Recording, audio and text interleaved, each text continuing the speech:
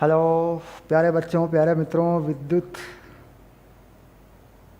धारा पास पर बल आघूर्ण चुंबकीय द्विध्रुव। चुंबकीय द्विध्रुव क्या है, किसको कहते हैं? देखो, सबसे पहली बात यह है कि चुंबकीय द्विध्रुव किसको कहते हैं, इसको बताना पड़ेगा। विद्युत धारा पास का अगर कोई चुंबकीय द्विध्रुव हो सकता है तो किस प्रकार हो सकता है वो? देखिए, चुंबक में अगर देखें, चुंबक में दो ध्रुव होते हैं, एक नॉर्थ पोल बोल देते हैं, एक साउथ पोल बोल देते हैं।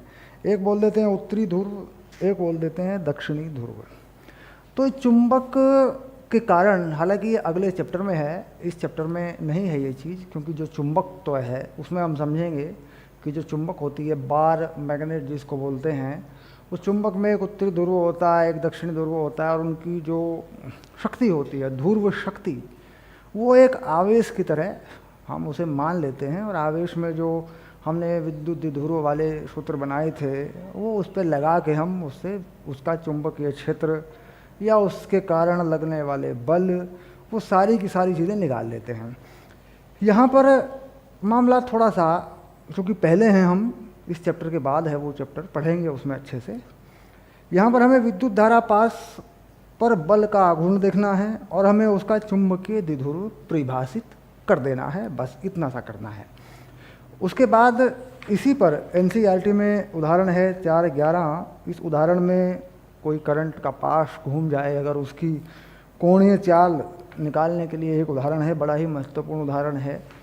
बोर्ड की परीक्षाओं में इसी बार सवाल आ गया है, आगे इसी से अगले वाले चैप्टर में सवाल बना है ये, फिर ये आ गया है। और विद्युत क्षेत्र या विद्युत द्विध्रुव में भी ये सवाल जो कहते हैं, अगर किसी द्विध्रुव को छोड़ दिया जाए, घुमा दिया जाए, तो उसमें कितनी कोणीय चाल आ जाएगी, या उसका आवर्तकाल क्या होगा, है ना, इस तरह का। उसका जो उसकी साम्य अवस्था है, वो स्टैटिक इक्विलिब्रियम, स्थैतिक साम्य अवस्था कब होगी, ये सारी बातें हम देख चुके हैं अपने पहले चैप्टर में। ठीक, तो यहाँ पर भी एक सवाल उसी तरह का है बिल्कुल, और ये हमें हल करना है। एनसीईआरटी का ये 11 नंबर का उदाहरण है। इसके बाद 12 नंबर का उदाहरण है, इसी में ये कंसेप्चुअल है, थोड़ा थ्योरेटिकल सवाल है, इस पर भी हम बात करेंगे, विचार करेंगे, इसको समझेंगे। इसके बाद वृत्ताकार विद्युत धारा पास चुंबकीय द्विध्रुव है, और उसके बाद फिर परिक्रमी इलेक्ट्रॉन का है, और ये चल कुंडली गैल्वेनोमीटर है, इस तरह से। और बस फिर पहुंच जाएंगे अभ्यास के ऊपर। 3-4 टॉपिक हैं। एक समान चुंबकीय क्षेत्र में आयताकार विद्युत धारा पास पर बल आघूर्ण, ये है हेडिंग। 4-10 नंबर का ये बिंदु है, चौथे चैप्टर का 4वें, यानी मान के चलिए चौथे अध्याय का 10वां बिंदु है।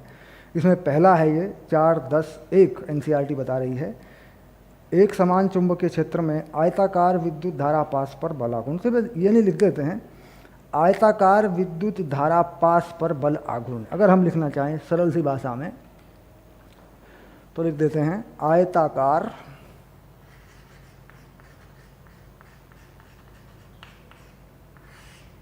विद्युत धारा पास पर बल आघूर्ण।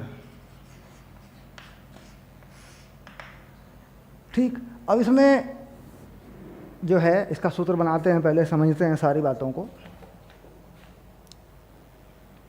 विद्युत धारा पास, तो आप समझ रहे हैं कि ये विद्युत धारा पास जो है ये होता है, अंग्रेजी में बोलते हैं इसको लूप। अब लूप किसी भी आकृति का हो सकता है, जैसे मान लीजिए लूप, वृत्ताकार लूप बना लूँ, ये देखो ये वृत्ताकार लूप है, ये वर्गाकार लूप बना लूँ, और या फिर इसे आयताकार लूप बना लूँ, है ना, देखो इस तरीके से। यानी वृत्त में आयताकार, वर्गाकार, और या फिर किसी भी ऐसा अजीब अजीब सा ये धारा बंद कर दूँ, ये भी लूप है। लूप का मतलब है एक चक्कर पूरा हो जाए, इसे कहते हैं लूप। तो लूप किसी भी प्रकार का हो सकता है, और ये सूत्र किसी भी प्रकार के लूप पर लागू हो जाएगा। ठीक, बशर्ते हमें लूप के अंदर का जो क्षेत्रफल है वो मालूम हो जाए। तो सबसे पहली बेसिक बात ये है कि किसी भी तरह के लूप पर यह सूत्र मालूम हो जाए, क्या, उसका क्षेत्रफल। ठीक, अब वृत्त का क्षेत्रफल हम जानते हैं क्या होता है, πr² होता है। अगर वर्ग की बात करूं तो वर्ग का कितना होता है, मान लो एक भुजा है a, इन बातों को बेसिक को बना के चलें, कई बार कन्फ्यूजन हो जाता है, a²। और अगर इसे मान लूँ, इसकी लंबाई मान लूँ l और इसकी चौड़ाई मान लूँ b, तो इसका क्षेत्रफल हो जाता है LB। तो ये क्षेत्रफल होते हैं देखो ऐसे। और अगर कोई मुझे इसका क्षेत्रफल भी बता दे कितना है तो उसे a लिख दूँ मैं, तो भी काम मेरा चल जाएगा। ठीक। अब इसमें धारा है, इनमें से किसी में भी धारा है मान लीजिए, तो विद्युत धारा की दिशा किसी भी तरीके से दोनों सभी में बताई जा सकती है। मान लो सभी में इस तरीके से धारा बता दी मैंने ऐसे, तो ये धारा की दिशा हो गई। देखो मतलब आप अपनी तरफ से देख रहे हैं तो ये मैंने बना दी वामावर्त। इसकी उल्टी भी हो सकती है, दक्षिणावर्त भी हो सकती है, क्लॉकवाइज एंटी क्लॉकवाइज, जैसे आप चाहें। आप तो देख ही रहे हैं बोर्ड को, बिल्कुल कैमरे से आप देख रहे हैं, बोर्ड बिल्कुल सामने दिख रहा है, और कैमरे को बीच में से हटा दीजिए, सीधा बोर्ड को ही देखिए। ठीक, कैमरे में मैं आपके सामने हूँ, आप मान के चलिए आप कैमरे के पीछे हैं, कुछ इस तरह का मामला है, यानी कैमरा बीच में से हट जाएगा। कैमरे का काम है वीडियो को रिकॉर्ड करना। तो कुल मिला के हम एक क्लास में बैठे हैं, मैं पढ़ा रहा हूँ, आप पढ़ रहे हैं। ठीक, तो आपकी तरफ से देखने पे सीधा दिखता है कि इसमें जो धारा है क्लॉकवाइज है, एंटी क्लॉकवाइज भी ले सकते हैं, वामावर्त है, दक्षिणवर्त भी ले सकते हैं, कोई बात नहीं। और इन लूप को जैसे चाहे, जिस आकृति में चाहे, जैसे चाहे रख के आप बना सकते हैं। तो इस तरह का एक लूप लिया गया और उस पर बनाया गया बल का आघूर्ण। ठीक, अब कौन सा लूप लिया गया? सूत्र बनाने के लिए कौन सा लूप लिया गया? आयताकार लूप लिया गया, जैसा कि बता रहे हैं, आयताकार लूप।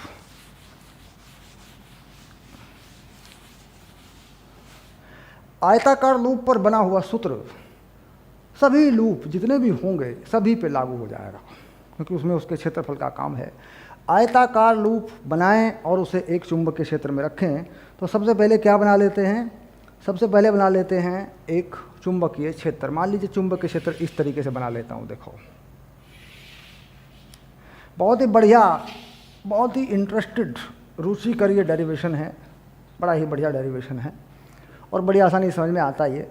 अब इसमें मैं एक आयताकार लूप रखूं तो किस तरीके से मैं आयताकार लूप रखूंगा इसमें? देखो, करंट का एक आयताकार लूप ऐसे रखूंगा। देखो मैं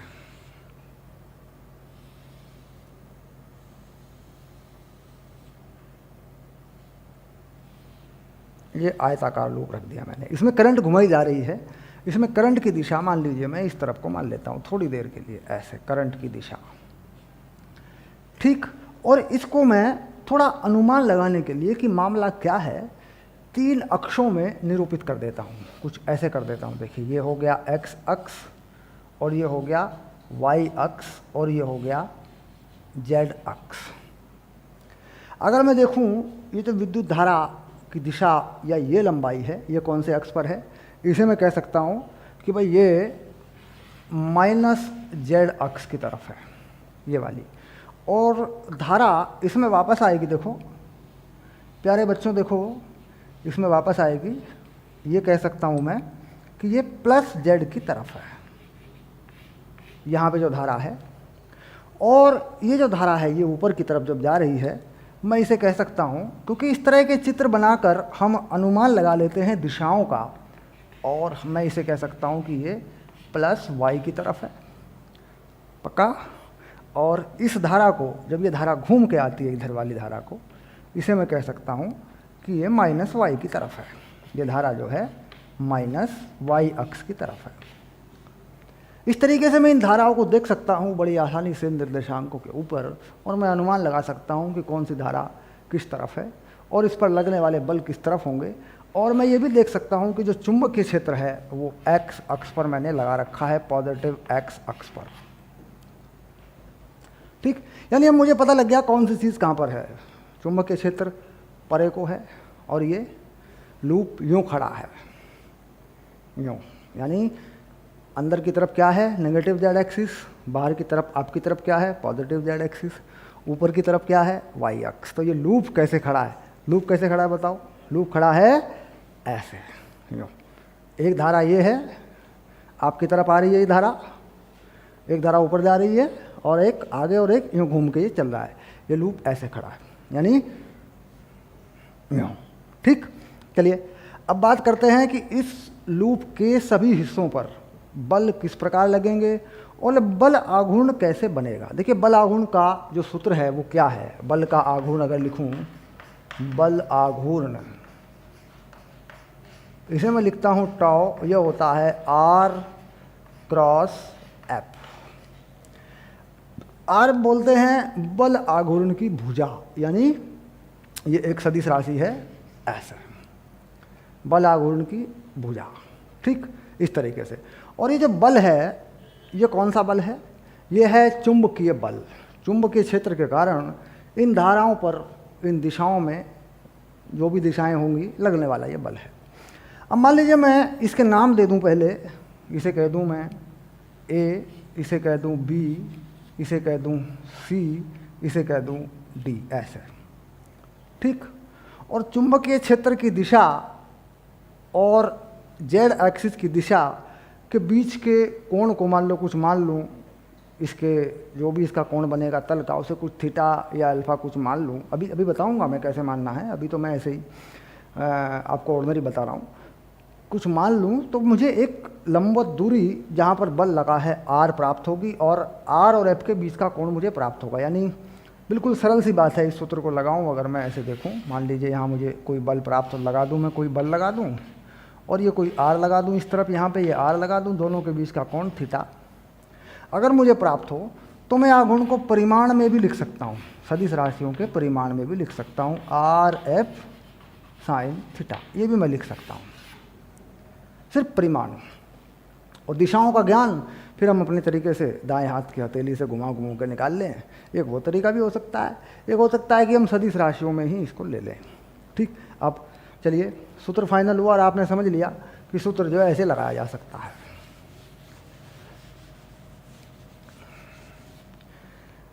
चलिए अब मैं देखता हूँ कि जो बल हैं वो किस प्रकार हैं और किस दिशा में है। मान लीजिए मैं मान लूँ ए बी पर बल, चुंबकीय क्षेत्र के कारण एफ ए बी पर मैं बल मान लूँ, तो ये बल किस दिशा में होगा, मुझे इसका अनुमान लगाना है कि ये बल किस दिशा में होगा। तो देखिए बल लगाने का तरीका होता है ये, बाएं हाथ की जो हथेली है, फ्लेमिंग का बाएं हाथ का नियम, इसमें ये जो उंगली होती है ये होती है चुंबकीय क्षेत्र की, ये होती है विद्युत धारा की, जो एक दूसरे के लंबवत हम लेते हैं, जैसा कि यहाँ हो रहा है, एक दूसरे के लंबवत चीज़ें हो रही हैं मान लो, तो ये होता है अंगूठा बल की दिशा में। अब मान लीजिए मैं विद्युत क्षेत्र की दिशा को तो ऐसे ही रखता हूँ और धारा की दिशा को मैं ऊपर को कर देता हूँ, देखो ऐसे, ये हो गई चुंबकीय क्षेत्र की दिशा, ये होगी धारा की दिशा। तो बल देखो मेरा अंगूठा जो है बोर्ड की तरफ जा रहा है, यानी जो बल है वो नेगेटिव जेड एक्सिस की तरफ जो है काम कर रहा है, इस पे नेगेटिव जेड एक्सिस की तरफ काम कर रहा है, मान लीजिए अंदर की तरफ काम कर रहा है इस पे, क्योंकि मैंने अंदर की तरफ क्या मान रखा है, नेगेटिव जेड एक्सिस, और पार की तरफ क्या मान रखा है, पॉजिटिव जेड एक्सिस। तो नेगेटिव जेड एक्सिस की तरफ अंदर की तरफ जाने का मतलब मैं इस पे बल को या तो यहाँ से अंदर दिखा दूँ, अंदर की तरफ है ना बल, तो ऐसे दिखा देता हूँ, देखो ये बल जो है एफ ए बी, ये बल अंदर की तरफ चला गया और इसका मान हो गया I L B, I L B, सीधा ये बल बोर्ड में चला गया। यानी ये जो करंट थी ये यूँ जा रही थी ऊपर को, चुंबकीय क्षेत्र था आगे को, ठीक, तो बल आ गया अंदर को, ठीक। अब इस पे बाहर की तरफ आ जाएगा ये बल, क्योंकि दिशा उल्टी हो गई है, इस पे ये बल बाहर की तरफ आ जाएगा। तो इसके बाहर की तरफ लगने वाले बल को मैं यूँ दिखा दूँ, इसे क्या कह दूँ, एफ बी सी। बात वही होगी, परिमाण में दोनों बल बराबर हैं, आई एल बी, ठीक, ये दोनों बल बराबर हैं। अब मैं ऊपर ए बी पे बात करूं बल की, तो ए बी में क्या है, ए बी में देखिए मैं कह रहा हूं कि धारा जा रही है जेड एक्सिस की तरफ, धारा जा रही है जेड एक्सिस की तरफ, तो उल्टा घुमा दिया मैंने, ये चुंबकीय क्षेत्र है, धारा जा रही है अंदर की तरफ, तो बल आ गया नीचे की तरफ। यानी ये भी बिल्कुल सरल बात है कि इस पर जो बल आ गया वो नीचे की तरफ आ गया, ये हो गया एफ ए बी। तो इस पर जो बल आएगा वो आ जाएगा ऊपर की तरफ, एफ सी डी।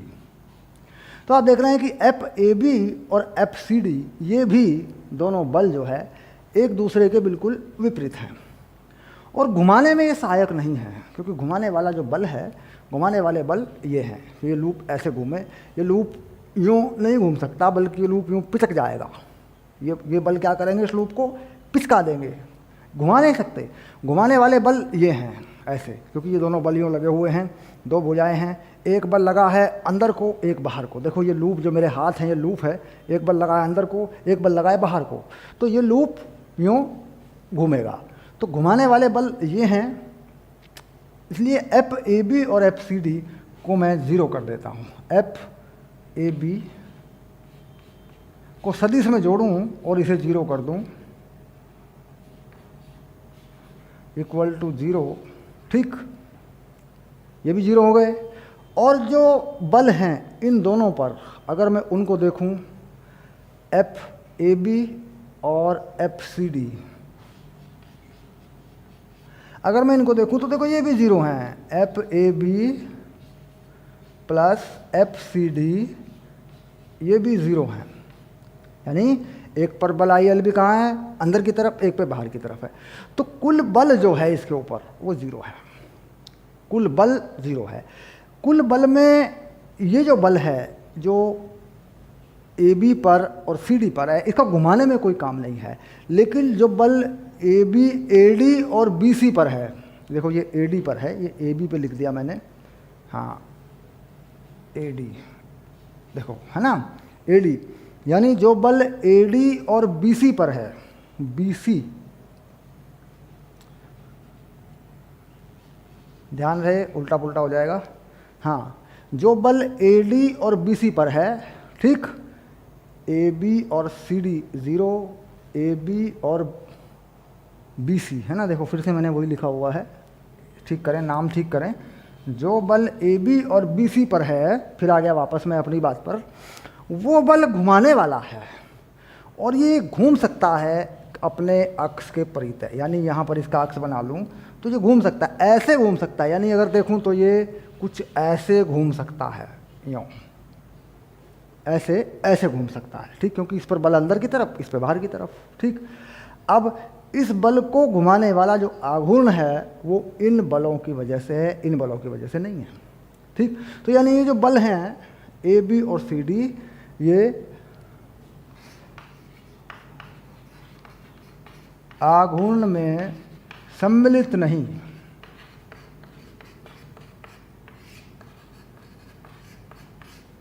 बिल्कुल सीधी सी बात है, और ये दोनों बल आघूर्ण में सम्मिलित हैं।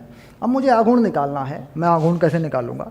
देखो यहाँ पर मैं क्या करता हूँ कि एक लंबवत दूरी लेता हूँ, अक्ष से लंबवत दूरी, ये मैंने मान ली अक्ष से लंबवत दूरी, ये वाली, ये अक्ष से जो लंबवत दूरी है इसको मैं इसकी भुजाओं के पदों में परिभाषित करूँगा, लंबवत दूरी। अब मैं मानता हूँ कि यहाँ से जो कोण है इसका, ये वाला कोण, यानी ये वाला जो कोण है इसको मैं थीटा मान लेता हूँ, इस लंबवत दूरी को मान लेता हूँ b/2, क्योंकि जो पूरी भुजा है इसकी, जो पूरी भुजा की लंबाई है उसको क्या मानूँ, उसको b मान लूँ, और ये जो दूसरी भुजा है इसको l मान लूँ। ये मैंने l मानी हुई है पहले ही, मैंने इसको पहले से l लगा रखा है, देखो, ठीक। इसको क्या मान लिया मैंने, आधी को b/2। अब b/2 अक्ष है जिसके परितः इसे घूमना है, ठीक, अंदर की तरफ, इधर से बाहर की तरफ घूमना है, तो वो b/2 में जो थीटा है ये बनेगी लंबवत दूरी, जिसे तुम कहोगे इस लंबवत दूरी को b/2 साइन थीटा। यानी मान लीजिए ये b/2 का हिस्सा है और इसका ये कोण थीटा है यहाँ से, तो ये चीज़ बन जाएगी लंबवत दूरी, जो बन जाएगी b/2 साइन थीटा, और इस पर लगेगा बल, ठीक। इसी प्रकार दूसरी तरफ से भी अगर देखूं, यहाँ से भी देखूं, तो यहाँ भी बिल्कुल यही घटना होने वाली है, देखो यहाँ पे भी बिल्कुल यही घटना होने वाली है, ये भी b/2 साइन थीटा है। इस पर जो बल लगेगा अंदर की तरफ, इस पर लगेगा बाहर की तरफ, तो कुल मिलाकर इन दोनों बलों की वजह से एक आघूर्ण बन जाएगा। कैसा? बल कितने हैं? आघूर्ण बनेगा, बल है ILB और भुजा है b/2 साइन थीटा, और दो भुजाओं पर है तो ये बन जाएगा बल आघूर्ण।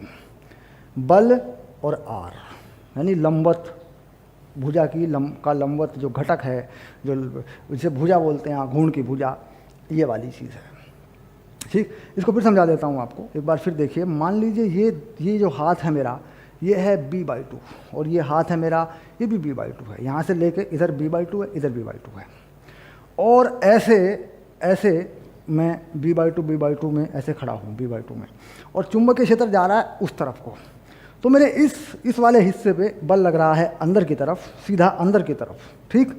तो तो मेरा ये वाला जो घटक है, ये लंबाई जो है, बल की लंबवत जो भुजा है वो ये है, और ये कोण है थीटा, ये वाला कोण जो है ये थीटा है।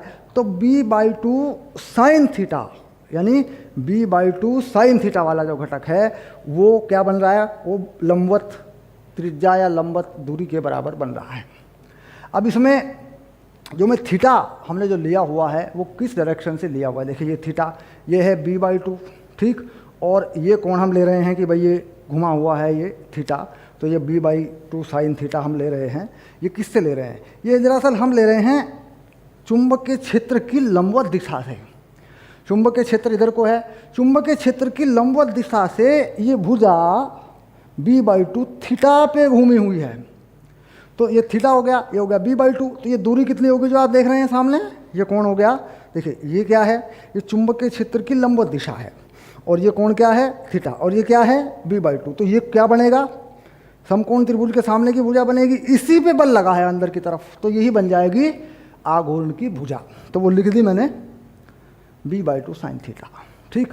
कपल है, कपल का मतलब बोलते हैं कि फोर्स दो हैं, जोड़े में हैं, तो डबल कर दिया गया इसको, ठीक। तो इस तरीके से ये फोर्स बन गया ILB, और इसकी भुजा बन गई 2b/2, यानी 2 कैंसिल हो गया, तो ये बन गया ILB b साइन थीटा, ठीक। अब ये टॉ जो है IAB साइन थीटा, जो A है वो है क्षेत्रफल किसका, लूप का, वो A है, वो हो गया LB,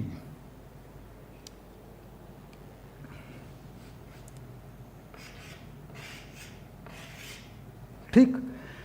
यानी जो कोण है वो चुंबकीय क्षेत्र की लंबवत दिशा से B कितना घुमा हुआ है, ये कोण है, ठीक।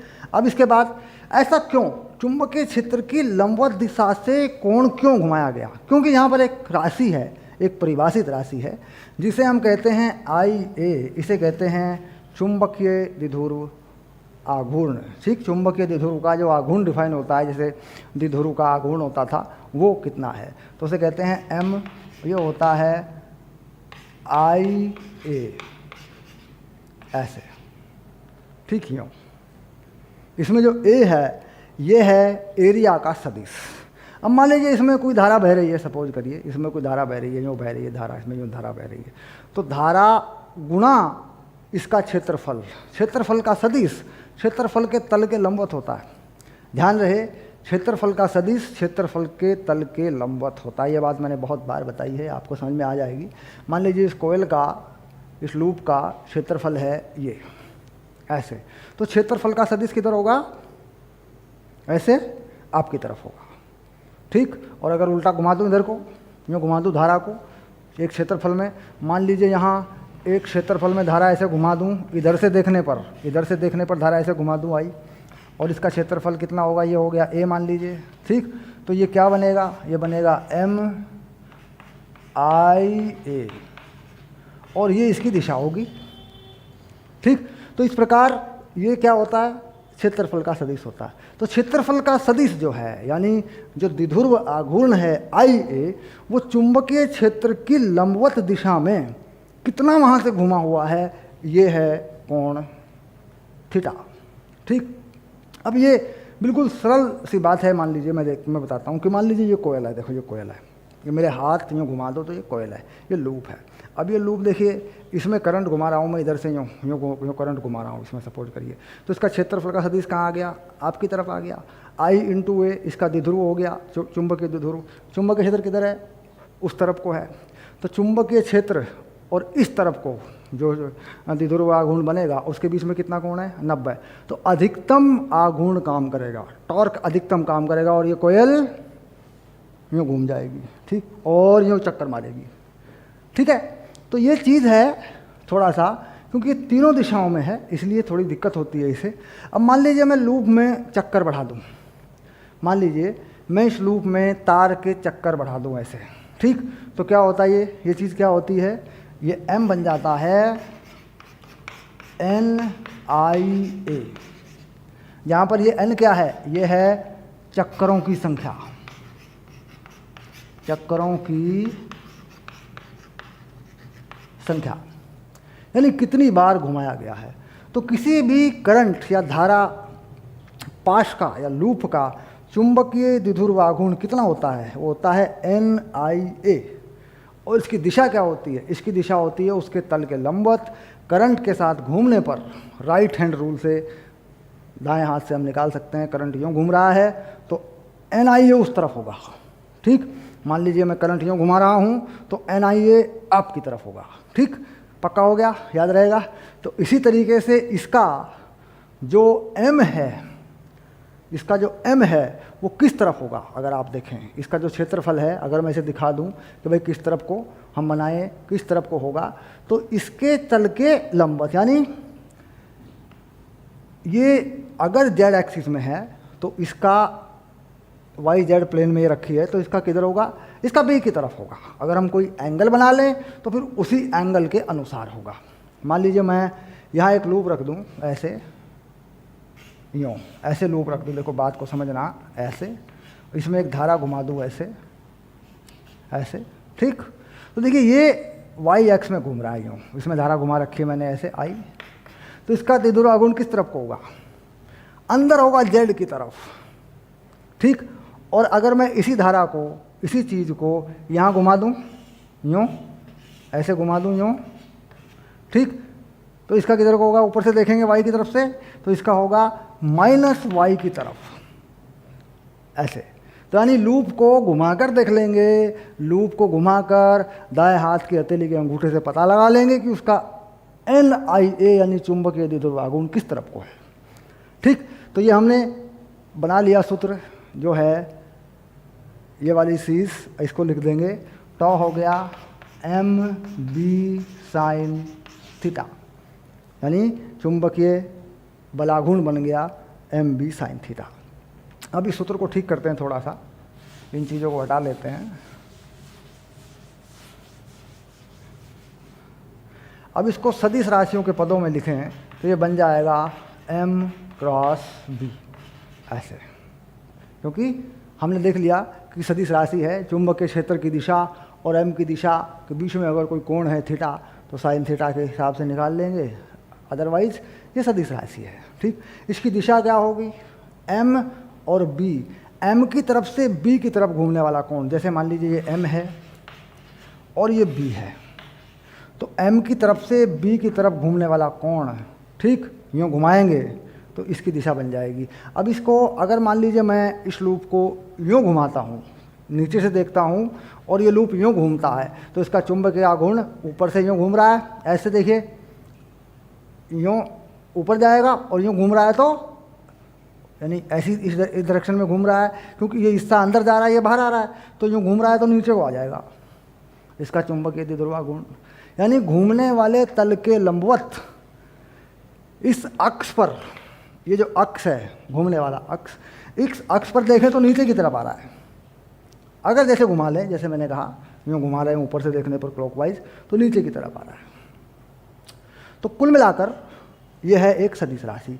इसका मात्रक क्या है, इसका मात्रक है न्यूटन मीटर, क्योंकि मात्रक देंगे किस हिसाब से, बल गुणा त्रिज्या, वो त्रिज्या या भुजा की लंबाई जिस पर बल लगा है, न्यूटन मीटर के हिसाब से इसका मात्रक दे देंगे। अब इसका अधिकतम मान क्या हो सकता है, अधिकतम मान क्या हो सकता है, देखिए इसका टॉ मैक्सिमम अधिकतम मान हो सकता है इसका MB sin 90 के हिसाब से। ठीक, यानी जब M जो है वो लंबवत हो B के, ऐसे हो सकता है अधिकतम मान MB हो जाएगा, क्योंकि साइन 90 का मान क्या होता है, 1 होता है, तो ये MB हो जाएगा। ये याद रहे कि अधिकतम जो बल का आघूर्ण है वो MB होता है। ठीक, यानी M जो है वो चुंबकीय क्षेत्र की दिशा के लंबवत हो। ठीक, कम से कम मान क्या हो सकता है, 0, और -MB भी हो सकता है। यानी अगर कम से कम मान को 0 माने तो 0 पे हो जाएगा, और अगर -1 पे ले जाएं तो 270 अंश, साइन 270 की वैल्यू कितनी होती है, -1 होती है। तो इसका मतलब अगर टॉ मिनिमम मान लूँ 0 पे कम से कम, तो कब होगा, ये 0 होगा, कब, जब थीटा होगा 0, ये कम से कम वैल्यू होगी। तो ये सूत्र तैयार हो गया है एम क्रॉस बी या एम बी साइन थीटा। अगर परिमाण में लिखेंगे तो क्या लिखेंगे, एम बी साइन थीटा। और जो m है उसका परिमाण क्या लिखेंगे, एन आई ए, ये इसका परिमाण है।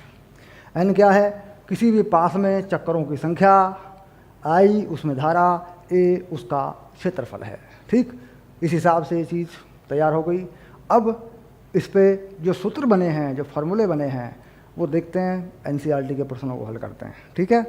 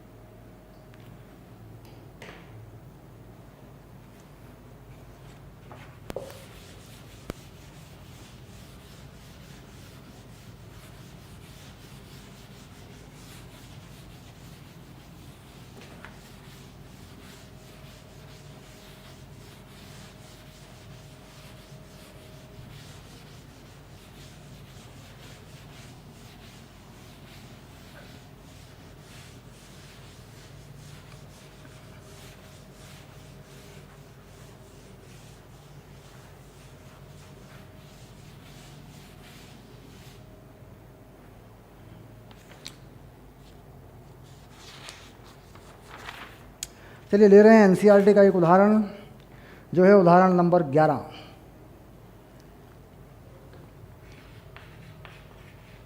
उदाहरण एनसीईआरटी 4/11, ये उदाहरण है। पढ़ें इसको। 10 सेंटीमीटर त्रिज्या की किसी कुंडली में पास 100 फेरे हैं। ठीक, कितने फेरे हैं, 100 फेरे हैं, और 3.2 एम्पियर की विद्युत धारा प्रवाहित हो रही है त्रिज्या की। अब देखिए कुंडली जो है इस तरीके से बनाएं, इसकी जो त्रिज्या है ये आर, ये बता दिया, आर का मान बता दिया इन्होंने 10 सेंटीमीटर, और जो फेरे हैं इसमें वो बता दिए 100।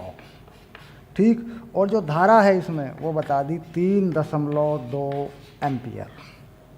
ठीक, सबसे पहली बात यह है कि त्रिज्या सेंटीमीटर में नहीं लगेगी, इसको मीटर में बदल लो।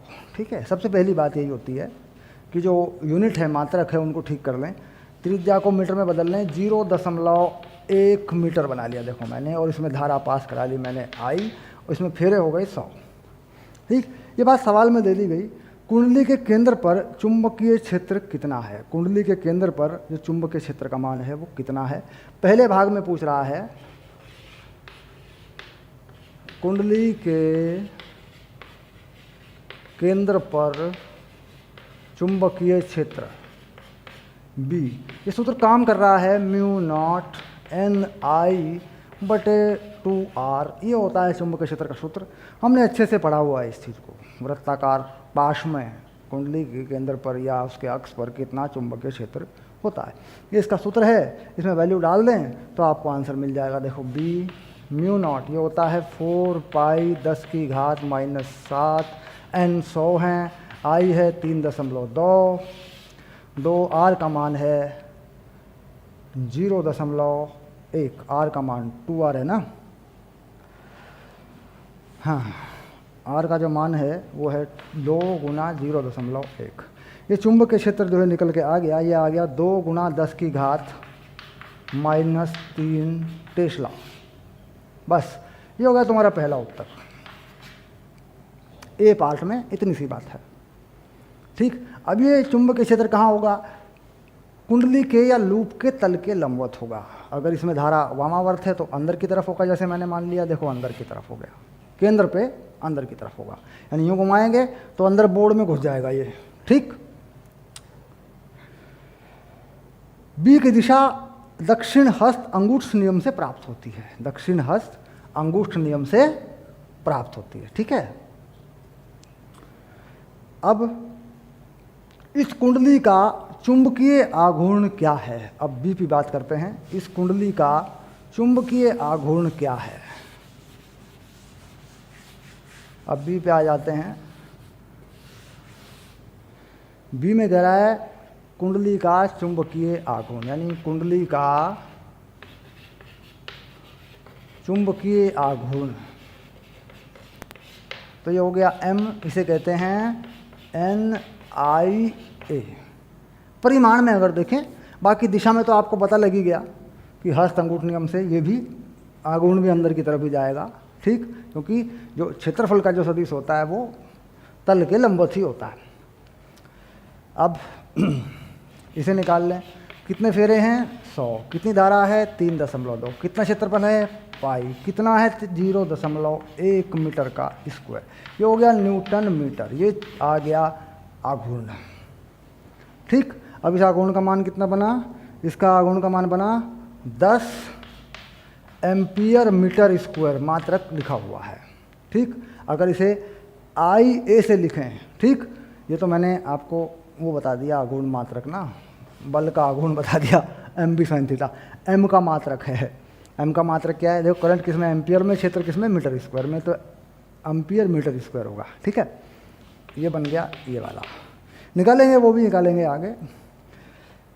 C में क्या कह रहा है, यह कुंडली ऊर्ध्वाधर तल में रखी है तथा किसी क्षैतिज अक्ष जो इसके व्यास से संरेखित है कि परितः घूर्णन करने के लिए स्वतंत्र है, ठीक। यानी ऊर्ध्वाधर तल में रखी है ऐसे, और यूँ इस अक्ष पर घूमने के लिए स्वतंत्र है।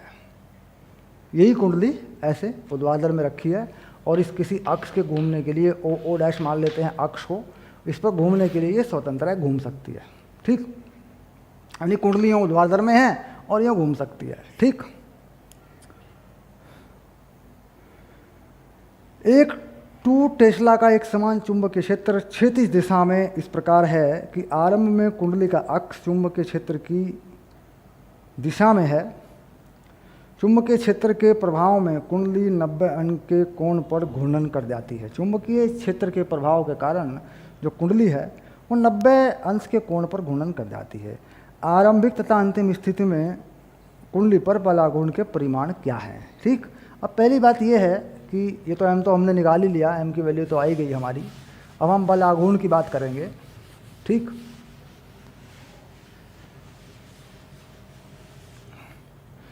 चुंबकीय क्षेत्र क्षैतिज दिशा में है, मान लीजिए ये चुंबकीय क्षेत्र है B इस तरीके से, और जो कुंडली है वो ऊर्ध्वाधर में और यूँ घूम सकती है, ये यूँ घूम सकती है ऐसे, ठीक। और पहले केस में ये कह रहा है कि कुंडली का अक्ष चुंबकीय क्षेत्र की दिशा में है। जो कुंडली का अक्ष है वो चुंबकीय क्षेत्र की दिशा में है, ठीक। तो शुरू में देखिए कुंडली का जो अक्ष है वो चुंबकीय क्षेत्र की दिशा में है, तो यानी जो M है उसकी दिशा और जो B है उसकी दिशा, इन दोनों के बीच में थीटा जो है वो 0 है, इन दोनों के बीच में थीटा 0 है। बाद में ये कह रहा है कि चुंबकीय क्षेत्र के प्रभाव में कुंडली 90 अंश के कोण पर घूर्णन कर जाती है, ठीक। यानी चुंबकीय क्षेत्र की प्रभाव में जो कुंडली है वो 90 अंश के कोण पर घूर्णन कर जाती है, ठीक। अंतिम बल आघूर्ण कितना होगा, तो अंतिम बल आघूर्ण कितना बन रहा है, देखो अभी फिर बल आघूर्ण कितना बन जाएगा। शुरू में कितना बल आघूर्ण है, यहाँ पे पहला बल आघूर्ण है MB sin 0, क्योंकि M जो है वो अक्ष के अनुदिश होता है, कुंडली के अक्ष के अनुदिश M होता है, उधर ही B है, तो शुरू में कितना कोण है 0, तो 0 हो जाएगा। 90 अंश पर घूम जाती है, 90 डिग्री पर घूम जाती है, तो कितना हो गया, फिर हो जाएगा आघूर्ण MB sin 90, यानी MB हो जाएगा। M का मान है हमारे पास, तो आघूर्ण हमें अधिकतम मिल जाएगा। 90 अंश पर घूर्णन करने के पश्चात कुंडली द्वारा अर्जित कोणीय चाल कितनी है। कुंडली का जड़त्व आघूर्ण 0.1 किलोग्राम मीटर स्क्वायर है। 90 अंश के कोण पर अगर घूम जाए तो कुंडली में कितनी कोणीय चाल आ जाएगी, ये एक सवाल है।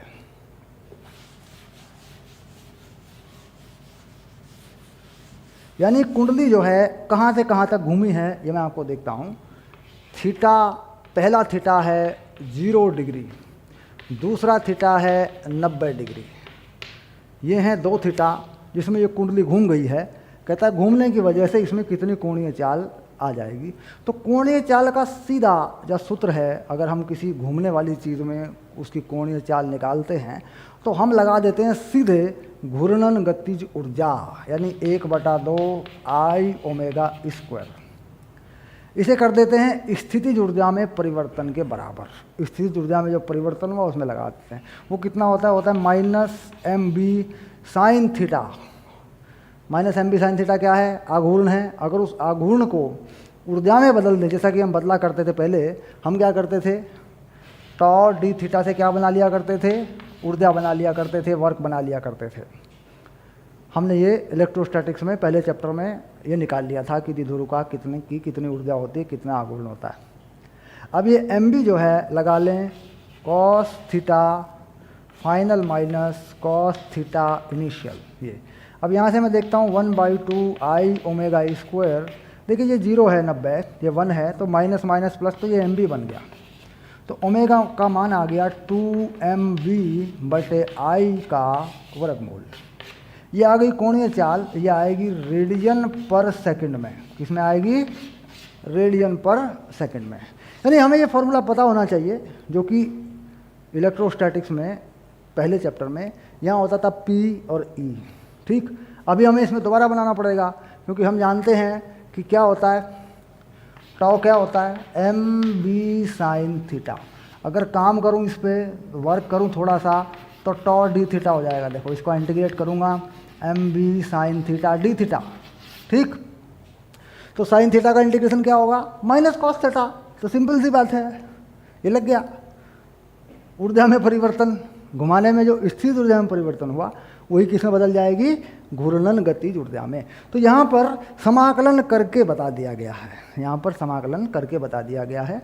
समाकलन करके आप भी देख सकते हैं कि टॉर्क का यानी आघूर्ण का समाकलन करके आप इस सूत्र को आसानी से बना के इसके बराबर रख देते हैं। कुल मिला के इतनी बात है बस। घूर्णन गतिज ऊर्जा, स्थितिज ऊर्जा, इनमें आपसी परिवर्तन है। 0 से 90 तक जब घूमेगा तो ये उसमें कोणीय चाल आ जाएगी। ठीक, कहने को ये चीज़ मुश्किल मानी जाती है, लेकिन बेसिकली ये चीज़ बड़ी आसान है। क्यों? क्योंकि टॉर्क का जो सूत्र है mb साइन थीटा वो हम जानते हैं। थोड़ा सा घुमाएं, टॉ डी थीटा ये वर्क होता है, ये कार्य होता है। लगा दें इसमें और बराबर कर दें। ये काम जो है घूर्णन गतिज ऊर्जा के बराबर कर दें। कार्य ऊर्जा के प्रमेय को आप समझ रहे होंगे, बिल्कुल आसानी से हो जाएगा ये। ठीक, तो सवाल अगर देखा जाए बोर्ड परीक्षा के हिसाब से ये मोस्ट इम्पॉर्टेंट सवाल है। इसको बहुत अच्छे से क्लियर कर लें, इसकी सारी बातें जो है पक्का कर लें। कितने ऑप्शन हैं इसमें, छोड़े मत कुछ भी। बहुत ही इंपॉर्टेंट सवाल है बोर्ड परीक्षा के लिए। दिख दिया मैंने, NCERT उदाहरण है 11 नंबर का। पेज नंबर बता दूं तुम्हें, पेज नंबर है 159। जो पेज नंबर है इसका वो है 159। ठीक, और ऊर्जा का जो ये परिवर्तन लगा है ये हम स्थिर वैद्युतिकी में, यानी पहले चैप्टर में विद्युत आवेश और विद्युत क्षेत्र वाले चैप्टर में द्विध्रुव में, और दूसरे चैप्टर में धारिता और विद्युत विभव में ऊर्जा जब आई थी दूसरे चैप्टर में, तब हमने इसको पढ़ा था। ये दूसरे चैप्टर में आया था। बेसिकली हमने इसको पढ़ लिया था कि द्विध्रुव को घुमाया जाए किसी बाहरी विद्युत क्षेत्र में, तो बिल्कुल वैसी चीज़ है ये, बिल्कुल वही चीज़ है। यहाँ विद्युत क्षेत्र में यहाँ P होता है, यहाँ विद्युत क्षेत्र होता है, ये होता है इलेक्ट्रिक डाइपोल, विद्युत द्विध्रुव, और ये होता है E विद्युत क्षेत्र। बिल्कुल सेम फार्मूला होता है ये, बिल्कुल ऐसा कैसा ही लगेगा। ठीक, तो ये था हमारा आघूर्ण के लिए, इम्पोर्टेंट था काफ़ी। मिलते हैं अगली क्लास में।